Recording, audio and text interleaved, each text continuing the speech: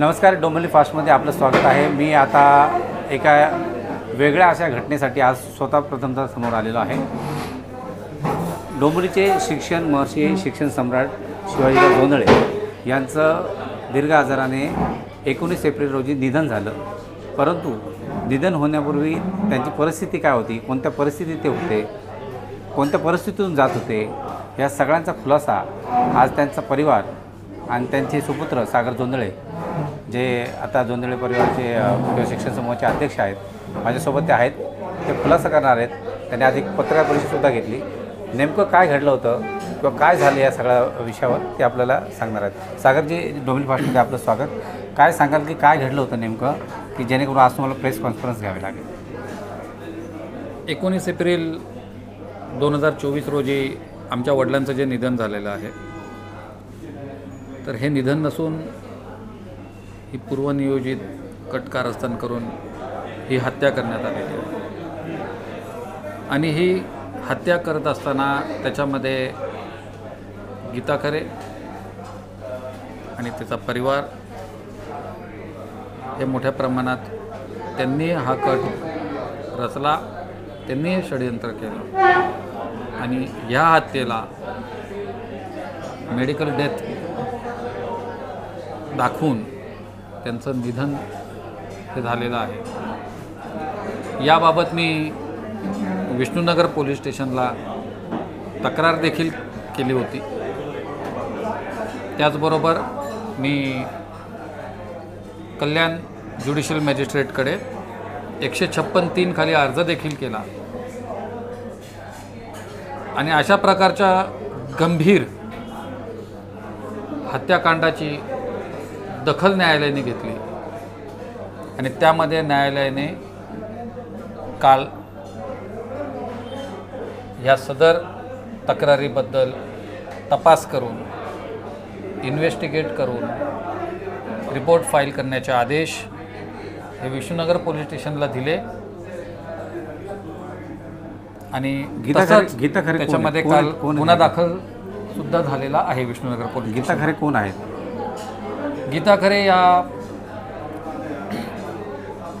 यूपीवरनं आलेल्या आमच्या शाळेमध्ये कामाला लागलेल्या एक शिक्षिका होत्या। त्यांचं मूळ नाव गीता जौहरी आणि त्यांचं एका ब्राह्मण खरे नावाच्या व्यक्तीशी लग्न झालं होतं। त्यांना त्यांच्यापासून दाम्पत्य होते आणि नंतर त्यांचे आणि आमच्या वडिलांचे प्रेमसंबंध जुळले, ज्यामुळे काही वर्ष आमच्या आणि आमच्या वडिलांमध्ये काही न्यायालयात वाद देखील उपस्थित झाले होते आणि आमच्या वडिलांना ब्लॅकमेल करून, अनड्यू इन्फ्लुएन्समध्ये माझ्या वडिलांना ठेवून तिने मोठ्या प्रमाणात प्रॉपर्टीज या तिच्या नावावर केलेल्या आहेत। वडिलांच्या तिजोरीमधले सोनाचे बिस्किटं, त्यांच्या अंगठ्या, घरातले सोन्याचे देव, त्याचबरोबर त्यांच्या अकाउंटमधला सगळा पैसा, त्यांच्या शेअर्समध्ये मोठी असलेली गुंतवणूक ही तिने परस्पर लंपास केलेली आहे। काही राजकीय लोकांची तुम्ही नावं घेतली की त्या राजकीय लोकांनी म्हणजे मध्यस्थी करून तुम्हाला नाहक त्रास देण्याचा प्रयत्न केला, ते कोण आहेत ते लोक, काय नाव त्यांचं? यामध्ये तिच्या बाजूनी तिच्या मुलीचे पती, तिचे जावई म्हणजे गीता खरे यांचे जावई प्रीतम देशमुख शहापूरचे असल्याकारणाने, हे देशमुख समाजाचे असल्याकारणाने प्रमोद हिंदूराव हे लोकनेते वेळोवेळी त्यांची बाजू घेत प्रशासनावर मोठ्या प्रमाणात दबाव टाकत आहेत। कल्याणचे प्रख्यात गुंड प्रशांत देशमुख यांच्यामार्फत या सदर घटनेला सगळे गुंड पुरवण्यात आलेले। मला शिर्डी साई पालखीमध्ये अडवून धमकावण्यात आलेलं। माझ्यासाठी 8 तारखेला जिथे माझ्या वडील शिवाजीराव यांनी आसनगाव विघ्नहर्ता संस्थेमध्ये मी अध्यक्ष आणि माझा लहान भाऊ उपाध्यक्ष याची घोषणा केलेली, त्या दरम्यान 20 गुंड आणून माझ्यावरती हमला करायच्या तयारीत ते होते. सदरच्या तक्रारीसुद्धा मी पोलीस स्टेशनला दिलेल्या आहेत वेळोवेळी. पण ह्या बाबतीत मी न्यायालयात गेलो असता न्यायालयाने काल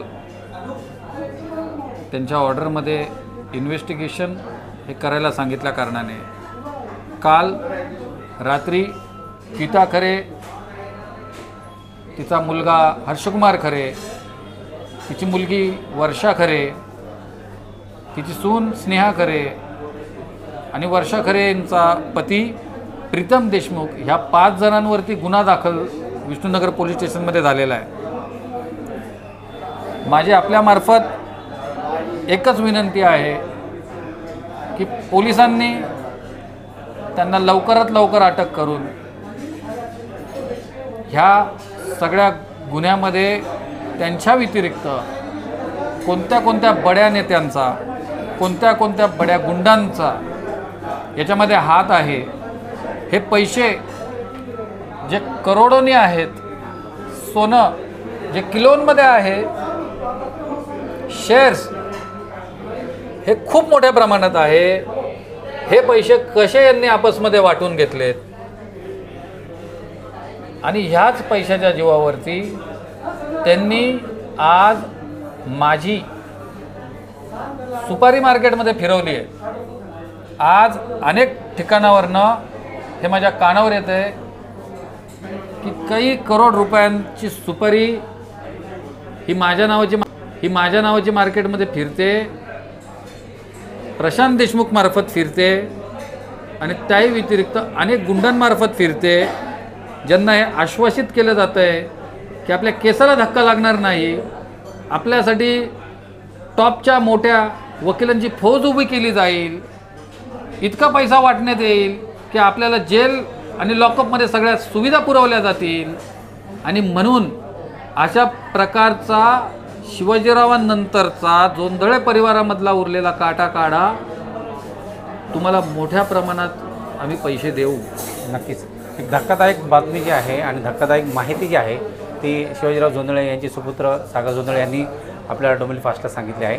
सगळ्यात महत्त्वाचं म्हणजे न्यायालयाने आता ही तक्रार दाखल करून घेतलेली आहे.